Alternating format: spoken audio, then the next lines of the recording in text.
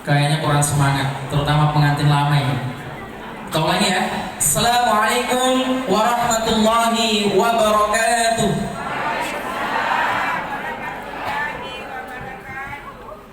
Jangan mentang-mentang sudah lama menikah kemudian kurang semangat ya.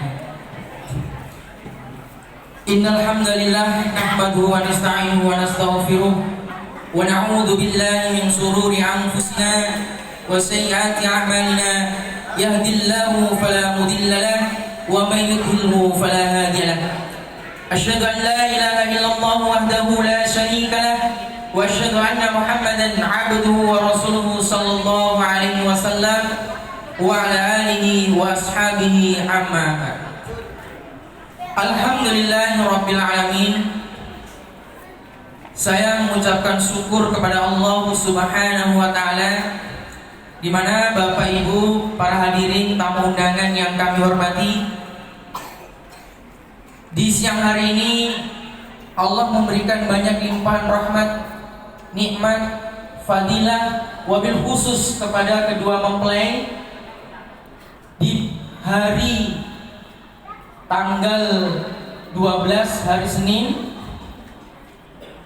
Kedua mempelai melaksanakan akad nikah, tentunya merupakan suatu fadilah tersendiri yang Allah berikan kepada kedua mempelai. Selanjutnya Bapak Ibu sekalian, selawat dan salam tidak lupa kita aturkan kepada junjungan Nabi besar kita, Nabi Muhammad sallallahu alaihi wasallam, Nabi yang menjadi panutan dan contoh suri tauladan untuk kita semuanya. Baik, sebelum kita lanjutkan, saya akan bertanya kepada Saudara Fadel Ma'ruf Ananda atau Saudara Fadel, apakah siap menjadi seorang suami yang baik? Siap ya? Baik Ananda atau Saudara Fadel, begitu saudara telah mengucapkan akad nikah yang barusan kita laksanakan, maka saudara tidak lagi disebut bujangan. Oke, sepakat ya? Ya. Jadi saudara sudah disebut sebagai seorang suami. Selanjutnya, ketika nanti perjalanan waktu saudara memiliki seorang bayi, seorang anak, maka saudara disebut sebagai seorang ayah. Bukan lagi bujangan seperti saudara-saudara kita, teman-teman kita yang belum memiliki pendamping hidup. Oleh karena itu, Saudara Fadel, saudara memiliki tanggung jawab yang besar dan mulia yang harus ditunaikan di dalam kehidupan rumah tangga kita. Begitu juga bapak-bapak yang sudah lama menikah memiliki tanggung jawab yang besar dan mulia yang harus ditunjukkan, yang harus ditunaikan kepada keluarga kita. Sebagaimana Allah Subhanahu wa taala telah berfirman di dalam Al-Qur'an surah An-Nisa ayat 24, Ar-rijalu qawwamuna 'alan nisa. Laki-laki itu adalah pemimpin untuk wanita atau istri. Bima faddalallahu ba'dhum 'ala ba'dhin. Sebab Allah telah memberi fadilah, keutamaan pada sebagian mereka, orang laki-laki mengalahkan pada sebagian yang lain, yaitu istri. Wa bima anfaqu min amwalihim, dan sebab seorang laki-laki memberikan nafkah atau nafkah kepada istrinya dari harta mereka. Bapak Ibu, para hadirin tamu undangan yang kami hormati, perlu dipahami sebagai suami Ananda Fadel ada kewajiban pokok yang harus ditunaikan, yaitu memberikan nafkah secara lahiriah dan juga nafkah secara batiniah. Nafkah secara lahiriah perlu Anda pahami, yaitu 3. Bapak Ibu juga, bapak-bapak ya yang sudah lama menikah, ada 3 yang perlu ditunaikan untuk keluarga kita, yaitu sandang, pangan, dan papan bil ma'ruf sesuai dengan kemampuannya. Memberikan sandang yaitu pakaian kepada keluarga kita dengan kemampuan yang dimiliki. Memberikan pangan kebutuhan sehari-hari sesuai dengan kemampuan yang kita miliki. Kalau hari itu hanya bisa menyediakan nasi dan tahu tempe, ia disyukuri. Kalau hari itu bisa menyediakan nasi, tahu tempe, daging ayam, daging sapi, semua daging ada kecuali yang diharamkan oleh Allah, ya silahkan, sesuai dengan kemampuan yang dimiliki. Selanjutnya yaitu papan, adalah tempat tinggal. Mampunya masih ngontrak, ya nggak apa-apa. Mampunya bisa membuat rumah 6 kali 13, silahkan. Mampunya lebih dari itu, silahkan. Itu untuk lahiriah. Kemudian nafkah secara batiniah, yaitu menggauli istri dengan baik sesuai dengan syariat agama, memberikan kasih sayang, memberikan bimbingan, pendidikan, dan nasihat kepada istri. Sebagaimana Rasulullah SAW telah bersabda, "Istausu bin nisa", menasihatilah seorang istri. Kenapa? Fa'inal mar'atu khilqat min dila, karena istri itu diciptakan dari tulang rusuk. Bapak Ibu sekalian, tulang rusuk yang paling bengkok itu paling atas. Tapi semua tulang rusuk ini bengkok. Gambarannya perempuan seperti tulang rusuk. Ketika kita memaksa untuk meluruskan, maka dia akan patah. Kalau bapak ibu menasihati istri-istrinya, bapak-bapak ya, bukan ibu, bapak-bapak menasihati istrinya dengan paksa, maka akan patah, akan sulit untuk taat kepada bapak. Jadi dinasihati dengan keadaan lemah lembut, kasih sayang, sehingga nanti istri bisa taat, mudah diarahkan. Namun kalau dibiarkan istrinya kurang baik, istrinya kurang taat, dibiarkan, maka dia akan terus begitu sampai akhir hayatnya. Maka ada kewajiban untuk menasihatinya. Selanjutnya saya akan bertanya kepada Ananda atau saudari Andi Waliana. Saudari siap menjadi seorang istri? Siap ya?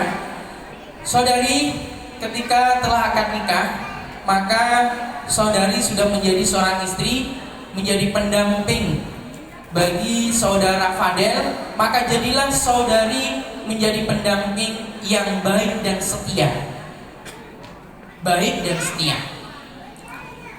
Dengan ditunjukkan saudari nanti membantu tugas-tugas suami, baik dalam urusan duniawi maupun urusan ibadah.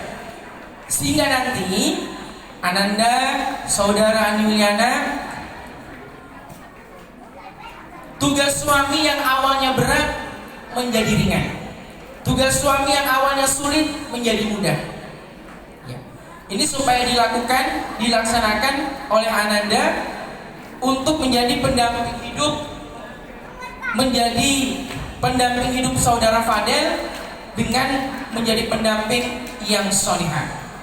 Hal ini telah diungkapkan oleh Rasulullah SAW. Saat itu Nabi ditanya oleh sahabat Abi Hurairah, an Abi Hurairah ila Rasulullah SAW, "Khairun nisa, ya Rasulullah, manakah perempuan yang baik?" "Ayu khairun nisa ya Rasulullah, manakah perempuan yang baik Nabi?" Lalu Nabi menjawab, "Allati tasurru idza nadhara." Dia menyenangkan suami ketika suami memandangnya. Jadi usaha nanti ketika suaminya memandang bisa memberikan penampilan yang baik. Ananda Waliana, bisakah tersenyum manis kepada suaminya? Bisa dipraktekkan? Nanti ya, dipraktekkan di rumahnya. Jadi itu harus bisa memberikan suasana yang baik kepada suaminya di saat suami memandang. Bisa memberikan murah senyum kepada suaminya. Itu yang pertama. Yang kedua, watituhu idza amara. Dia taat kepada suami ketika suami perintah, kecuali dalam hal-hal urusan maksiat. Kalau urusan maksiat jangan. Tapi urusan selain maksiat harus ditaati. Urusan-urusan sesuai dengan syariat agama harus ditaati. Maka harus sepol kemampuan yang dimiliki untuk mentaati semua perintahnya suami selama perintah itu tidak melanggar syariat agama atau tidak maksiat. Selanjutnya yaitu wala tukhalifu fi nafsiha wa maliha bima yakrahu. Kemudian seorang istri yang baik, dia tidak menyelisihi di dalam dirinya, tidak selingkuh maksudnya itu betul-betul setia, dan juga tidak menyelisih di dalam hartanya suami di mana suami membencinya. Tiba-tiba suami tidak tahu ngambil uang di ATM-nya suami dibelanjakan kebutuhan di luar kebutuhan pokok, mungkin beli baju yang mahal tanpa izin suami, maka tidak boleh dilakukan. Kalau ingin menjadi istri yang solihah, maka menjadilah istri yang betul-betul bisa memanfaatkan harta kekayaan suami sesuai dengan izinnya suami, dan paling baik lagi menjadi istri yang bisa menabung dari pemberian suami. Jangan sampai anandaku sekalian, sebagai saudara Fadel, sebagai suami, sedikit-sedikit mengucapkan talak kepada istrinya ketika ada masalah, sedikit-sedikit menampar wajah istrinya ketika ada masalah. Itu jangan sampai.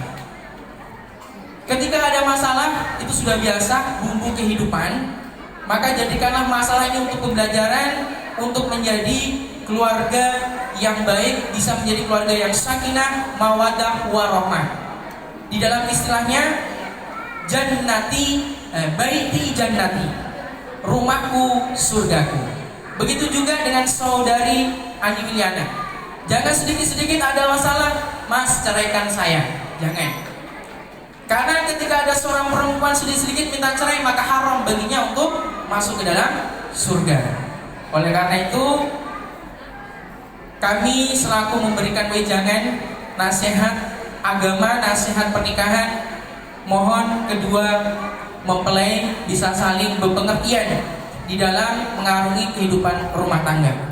Insya Allah seperti itu Bapak Ibu sekalian yang bisa kami sampaikan, karena waktunya sudah siang.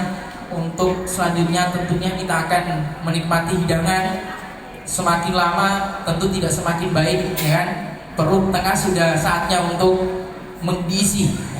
Mungkin begitu dari saya, kurang lebihnya saya mohon maaf yang sebesar-besarnya. Wallahu a'lamu bishawab. Akhiru kalam. Wassalamualaikum warahmatullahi wabarakatuh.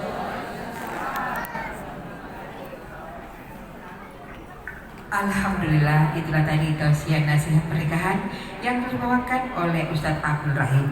Kepada beliau kami ucapkan terima kasih, dan semoga apa yang disampaikan tadi dapat diambil hikmahnya dan diterapkan dalam kehidupan sehari-hari, bukan hanya untuk kedua mempelai yang pengantin baru, tapi juga buat kita semua yang hadir di tempat ini.